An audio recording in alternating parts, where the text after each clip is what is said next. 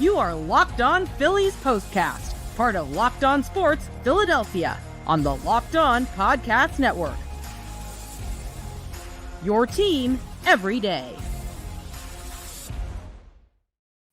Some of you might remember this when I was a little kid, like, all the way back in 2018. Okay, no, in the 80s, all right? Early 90s, I should say. I remember this commercial. There's a great commercial, and it was this video. It was for VHS. For all the younger people, VHS was like a DVD. Okay, hold on a second. It was like never mind. It was like a YouTube video before YouTube videos existed. You could order this VHS, and a tape would come to your house, and you put it in the VCR, and it was an instructional video on how to play baseball. And I believe it was entitled something along the lines of Tom Amansky's Basics of Baseball. It was something like that. And they would always brag in the video. It was like, this is the video that produced back-to-back national AAU champions. And then it was Fred McGriff, who was the first baseman for the Braves, and he had a giant hat on, a big old hat. It wasn't like a giant hat, like a San Francisco Giants. It was just a big fat hat on his head. And he would go, this is the instructional video that gets results. Just like that. I think I got it right. If you know what I'm saying, you know what I'm saying. This is the instructional video that gets results. And you point to the screen like that, right? It had like the best graphics money could buy for 1991, 1989-ish, whatever. And I knew if I got that video, I'd be a big league ball player. But you know what? Mom and Dad never got me that video. So here I am talking about sports as opposed to playing them. However, I bring all that up to tell you that the Philadelphia Phillies needed Tom Amansky's Basics of Baseball video to play tonight's baseball game because they had absolutely zero focus. They looked like they didn't know how to win. A team that has had the best record in baseball for a long, long time looks like they have no idea how to win baseball games right now. And even when they have a lead, they squander it. And then tonight, they come out in the first inning, and it was like somebody woke them up out of a dead sleep and be like, hey, go play a baseball game. And they're like, what? Where am I? And Bryce Harper forgot how to get a rundown going there. Like I needed a Ham Porter to yell out there like, Peckle! Okay, I'm going to see how many pop culture references I can get in tonight's show because it's better than talking about the actual game. But nobody was having good communication on that. Christopher Sanchez couldn't make a play off the mound to save his life, whether that was a pickoff attempt or that was trying to field a bunt single right at him. There were multiple things that happened in this game. And what really not cracks me up, but quite frankly pisses me off, is that when I see two errors, all right, baseball is a funny game like this. I see two errors, but really there were a half a dozen misplays at the very least. Good thing I wrote them down so we could go through them all. Anyway, welcome into the show. Make sure you hit like and subscribe on the Locked On Sports Philadelphia YouTube channel. Welcome into this Phillies postcast. Again, my name is Mark Farzetta, and this episode is brought to you by SupplyHouse.com. SupplyHouse.com is the reliable way to get parts fast. Shop for your plumbing, HVAC, or electrical job and get fast shipping from coast to coast at SupplyHouse.com. That's SupplyHouse.com. Three big things. Here you go. Numbers 2 and 3 have to do with the game.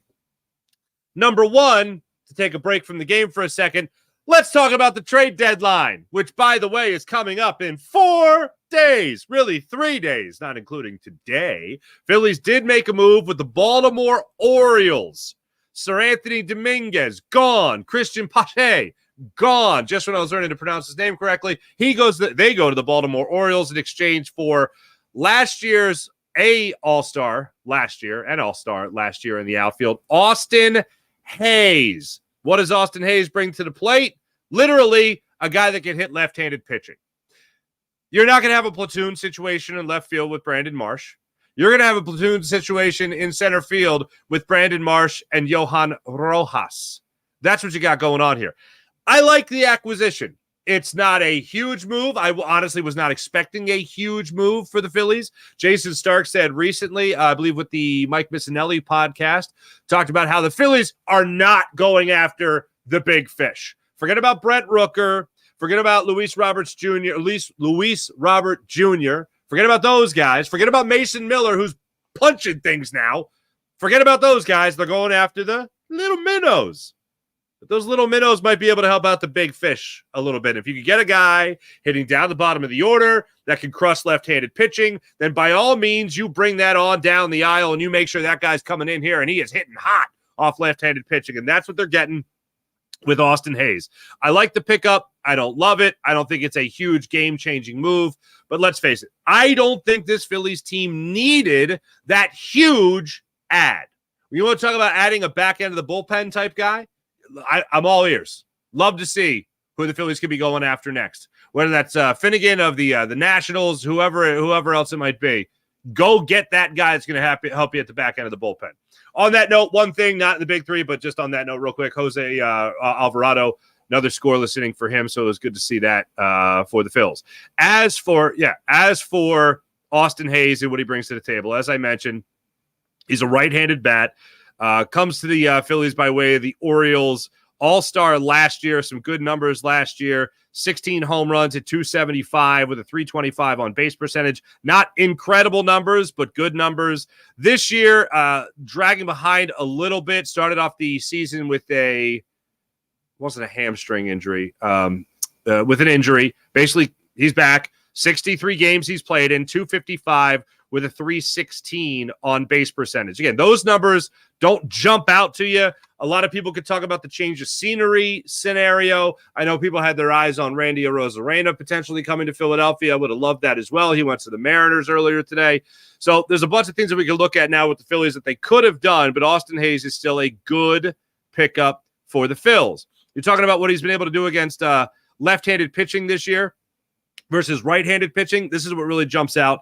And as I said, this is the guy that can hit right-handed pitching. Left-handed pitching. Against righties, 204 on the season. Against lefties, 328 on the season against left-handed pitching. On base percentage, damn near 400 against left-handed pitching. Against righties, 262. So yeah, have at it, fella. Come in down to South Philadelphia and start facing them lefties so that Johan Rojas and Brandon Marsh don't have to. You know what I'm saying? Make that happen. Gets around well in left field as well. So not that he's a gold glover by any means, but he does move around in the outfield rather well. So it's good to get a guy like that playing. Also, I'm all for Brandon Marsh getting opportunities in center field.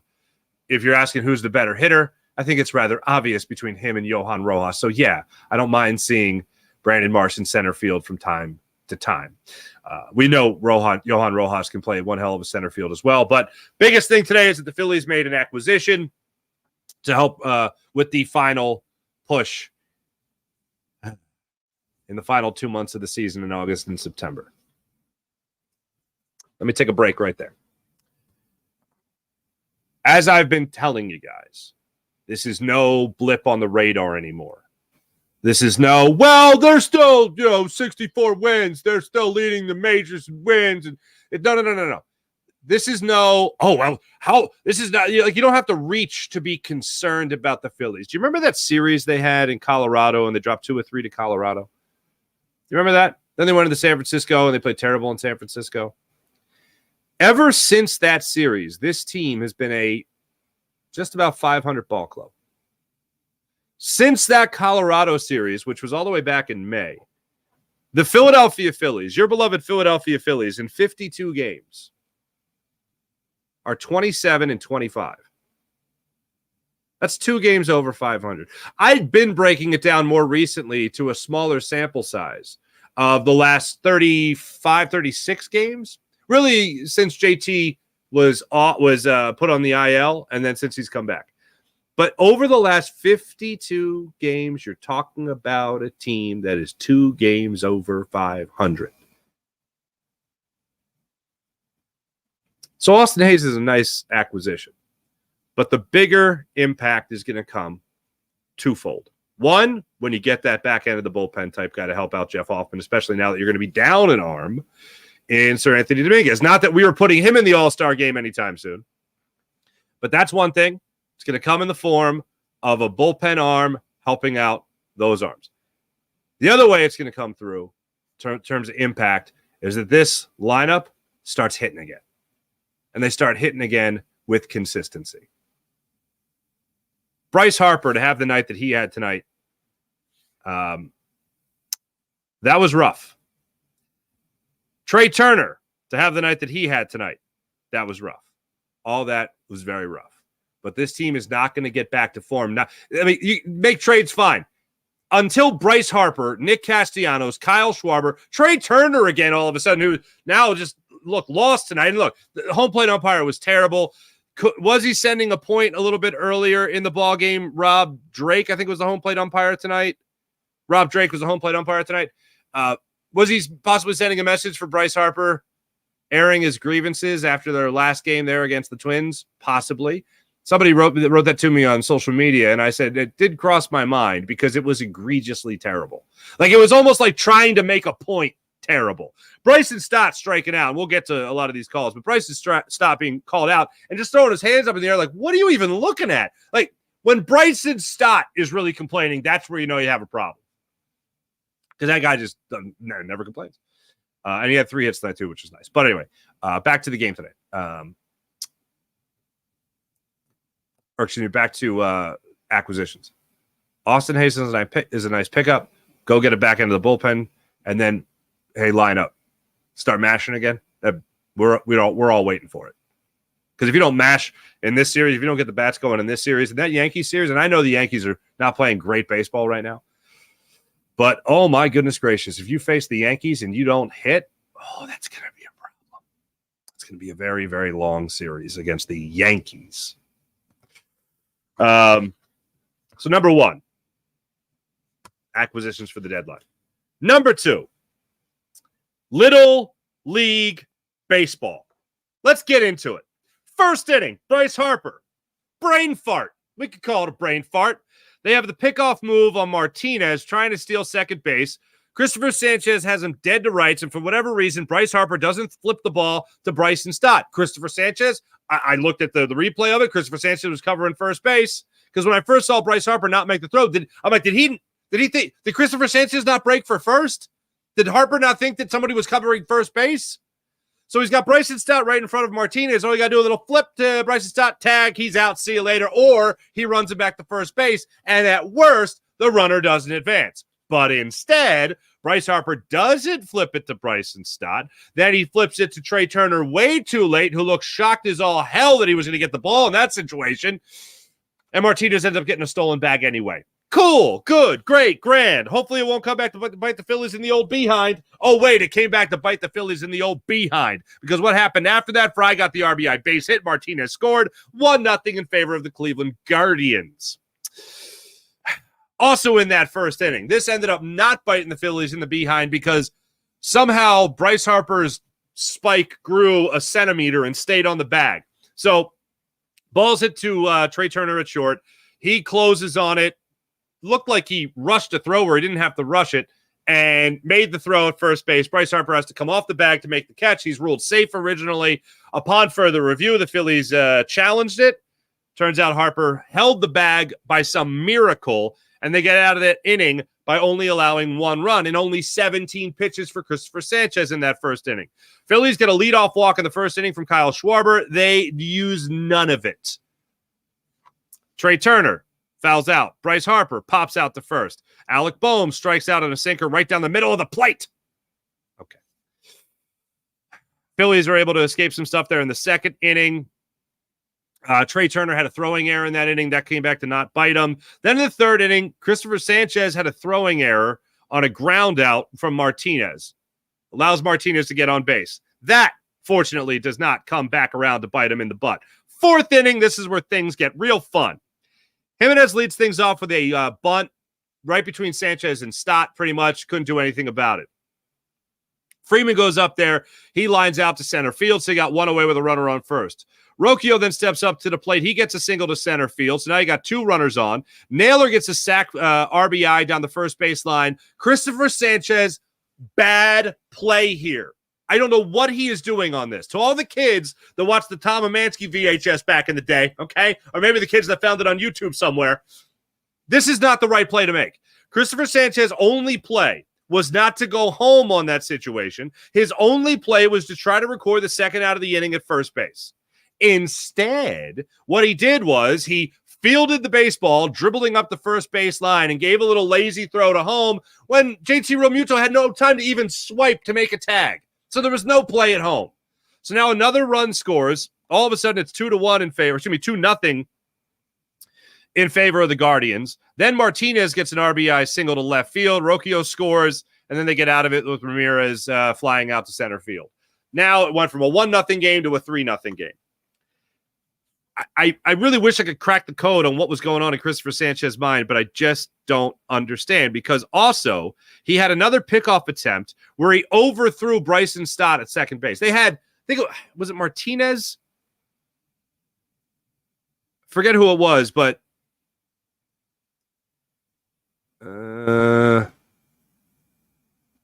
forget who it was. But Stott makes a great leaping catch off the Sanchez throw, and they had him dead to rights. They had him picked off.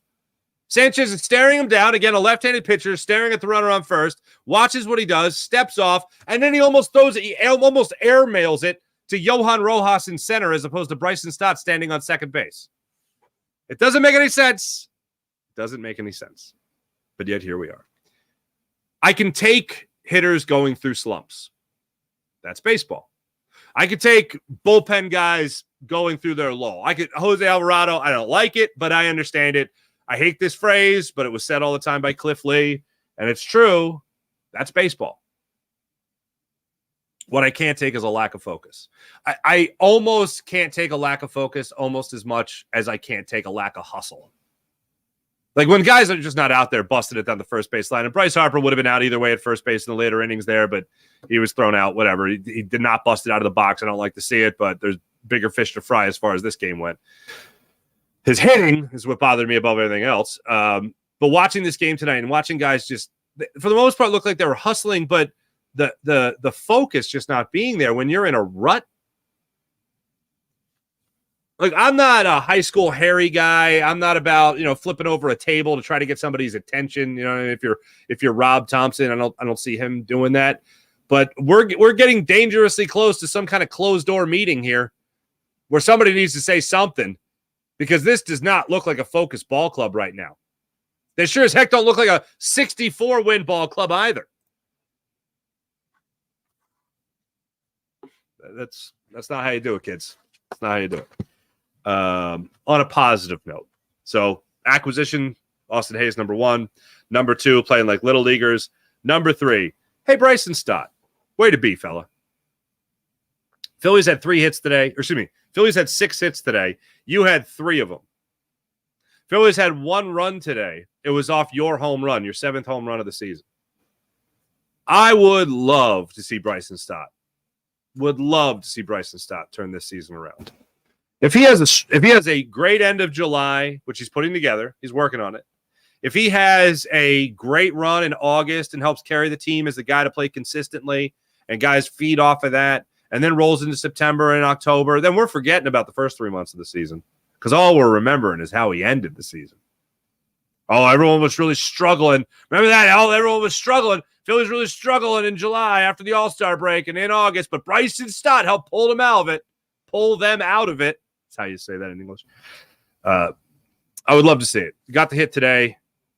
He's had a couple of good games, actually. He's put together a lot of good at-bats, which have been few and far between for him, as we have seen really throughout the year.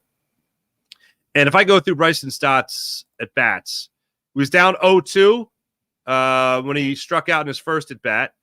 He was able to take 2 balls after that. Then he came up later in the ball game in the 5th inning.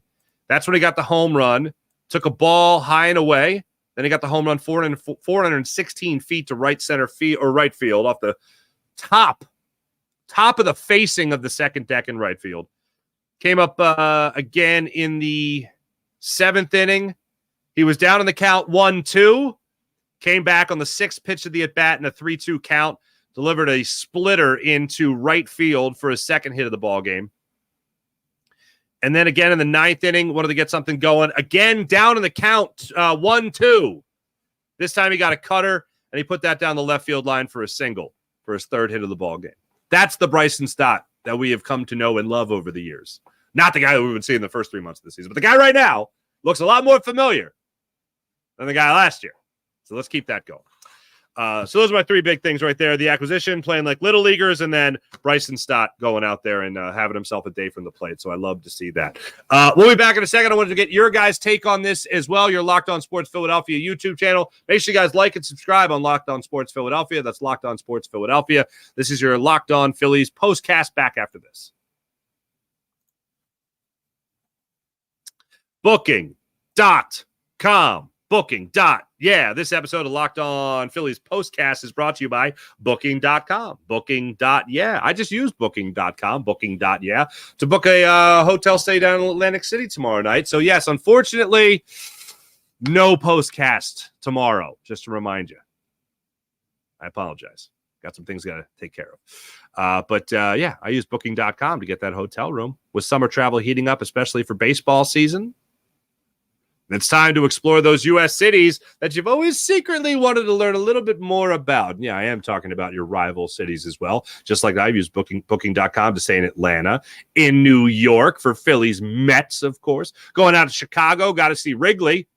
Booking.com, with hotels and bed and breakfast and vacation rentals, resorts, and so much more on Booking.com, you might just find yourself the perfect stay, and even in that rival's city. The right stay can make you a fan of any U.S. city, even your rivals. Book today on Booking.com on the site or on the Booking.com app. Booking.com, Oh,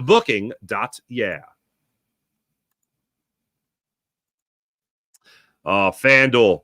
I love sports. You love sports, but let's face it, in the summer, sometimes sports are sporting a little less in the summer months. And the sports, when they're doing that, don't worry about it. They still got you covered on FanDuel, especially when you got the games going on in Old Paris. FanDuel tries to keep you busy throughout the summer. So check this out.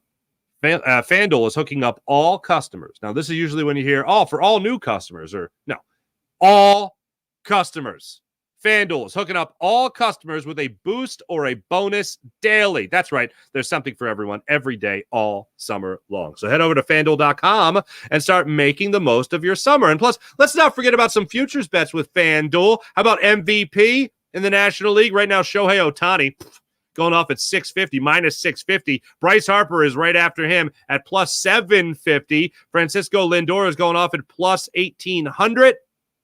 Those are the leaders in the clubhouse right now for MVP. As far as World Series, the Dodgers are leading things off at plus 320. Phillies behind them at plus 400. The New York Yankees to win the World Series are going off at plus 650. The Baltimore Orioles also plus 650. And for those curious, the Atlanta Braves plus 1,100. That's what you're getting right now on FanDuel. So go to FanDuel.com. That's FanDuel.com.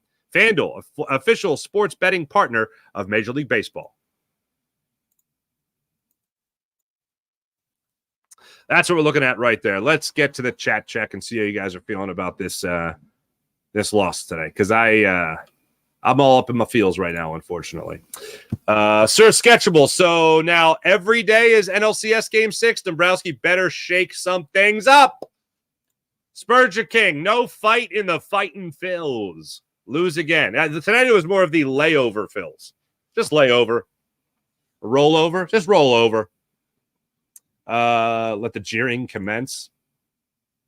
IBH Fars, I need someone to talk me off the ledge. I really hope that my Tom Amansky instructional video reference pulled you out of the rut. Because when people reference that to me, or when I hear that referenced, it brings me joy. It brings me so much joy. Because what I'm doing when I hear the Tom Amansky references, I am eating Cocoa Crisp, okay? Or sorry, Cookie Crisp. Eating Cookie Crisp with a box of cereal in front of me for the young kids. This is before iPads. And the TV's on, my dad's big tube TV, okay? And my brother and I are eating cereal, getting ready for school. I'm watching Keith Olbermann and Dan Patrick on SportsCenter, and I'm eating the Cookie Crisp, and they go, and we're back after this. Hit the ball real hard. The whiff, right? Okay, I'm watching that, and then they cut to the commercial, and it's the Tom Amansky video, and I'm like, oh, man, if I could just get that, I'll be a Major League Baseball player. I wasn't. But I would hope that would pull you out. Sir Sketchable, jeer. You throw the ball, you hit the ball, you catch the ball. Got it? Thank you, Spurgeon King. Angel Hernandez was watching the game and saying, how about Rob Drake sucked? Michael Evans, that's a great reference. That is hilarious. I do concur. He was terrible. The Bryson Stott strikeout in the second inning where he just threw his hands up in the air. Kevin Long got thrown out of the game. Then the Phillies continued to play terrible in the field, and I started to get on I was like on Rob Drake's side. I was like, yes, call everything a strike, get this game over with in an hour, and that way I don't have to watch this terrible brand of baseball. Please and thank you.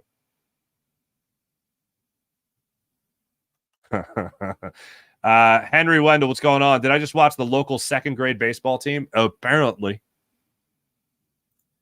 Michael Evans, at the start of the game, I was wondering whether we would get another pitcher or another outfielder after our 1 through 7 batters went 1 for 24. Oh, I don't think it matters. Yeah. Buddy Christ, I agree with you.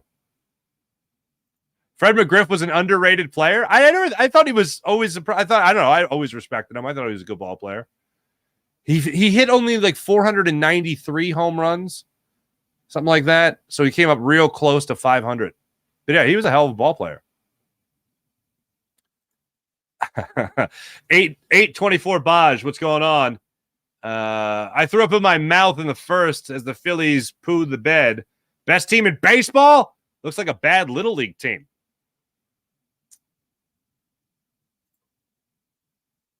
Frank Donchez, I thought I was smelling a comeback, but alas, I was just smelling the behinds. A lot of butt references. On today's program. Sorry. Frieza, what's going on? Crazy. They're playing so bad right now. Shake my head. Yeah, we all kind of feel that way. Buddy Christ. At least we don't have to watch Pasha anymore. Yeah. Ari Stein. What's up, Ari? Farzi, it's Thompson. I don't think it's Thompson. Babs, I think I'm a bigger fan of Rob Thompson than you by a little bit, but the whole team isn't hitting. I mean, Bryson Stott hit tonight, fine, but everybody looks to be like, I don't know, maybe you're Rob Thompson.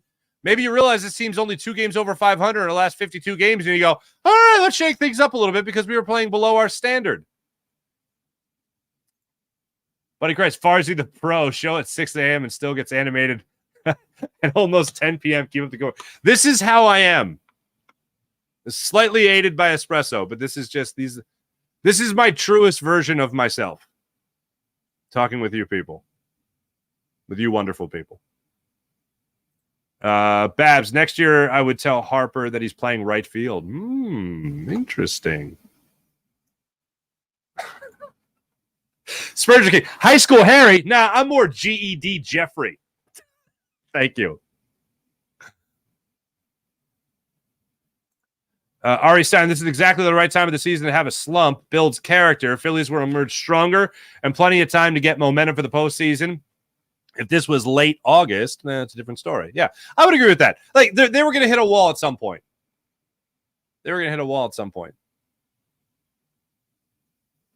John Marinelli, thank you. I don't like the City Connect uniforms. I don't mind them. They're fine. The hats are dope. I like the hats a lot. I don't mind the City Connect jerseys. Yeah, Keith Olbermann. Remember when he was on SportsCenter the first time? He was great on SportsCenter the first time. Anyway, thanks everybody in the chat. You guys are wonderful as per usual. We're going to get to tomorrow's matchup in just a second. We'll be back after this. Locked On Sports Philadelphia, the Locked On Sports Philadelphia YouTube channel. Make sure you like it, subscribe. Back in a second.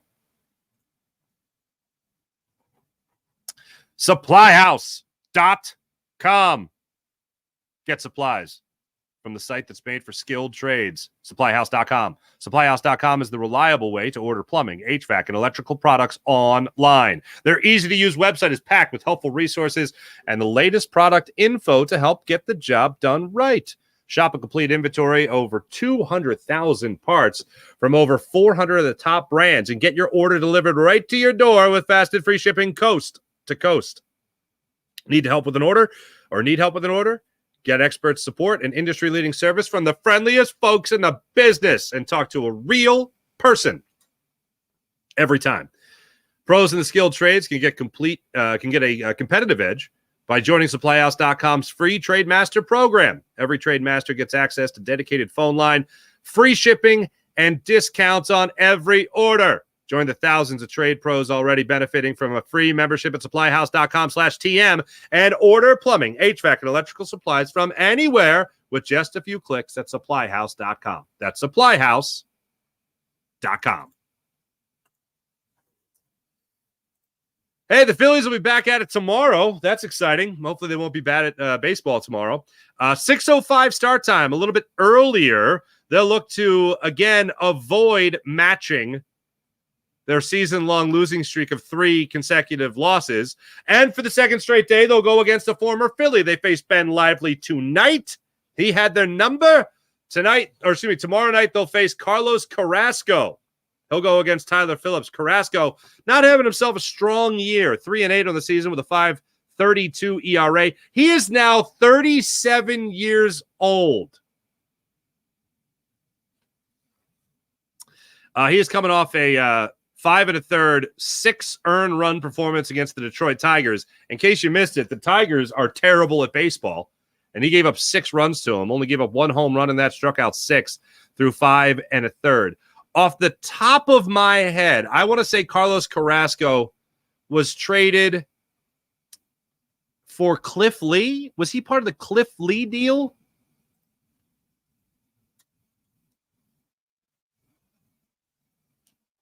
Checks notes, and by notes, I mean baseballreference.com. According to the Phillies, Jason Knapp, Jason Donald, Lou Morrison, Cleveland Indians for Ben Francisco and Cliff Lee. Jason Donald, the once heir apparent to Jimmy Rollins. That didn't happen. Lou Morrison, who got iced out beautifully in his first home run at Citizens Bank Park as a Philly, first big league home run.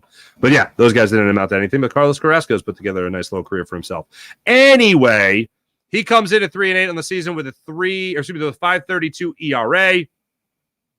And he'll be matched up against Tyler Phillips. Tyler Phillips looking to improve to 3-0 in his young baseball career, winning his 3rd straight start in as many starts. He has gone 6 innings in each of his first 2 major league starts. He allowed 4 runs against the Oakland A's, but he won that game. And then 6 scoreless innings, 4 hits, 1 walk, 3 strikeouts against the Pittsburgh Pirates was the only win. He was the stopper last time. Hopefully he can be the stopper again this time around.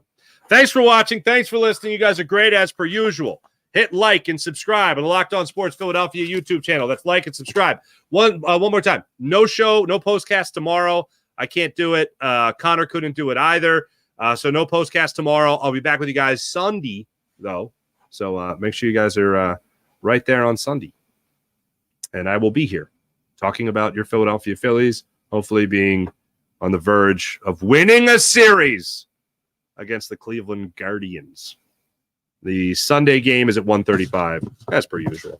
Thanks for watching. Thanks for listening. Like and subscribe to the Locked On Sports Philadelphia YouTube channel. That's Locked On Sports Philadelphia. Thanks, everyone. Catch you guys on Sunday. See you then. Bye.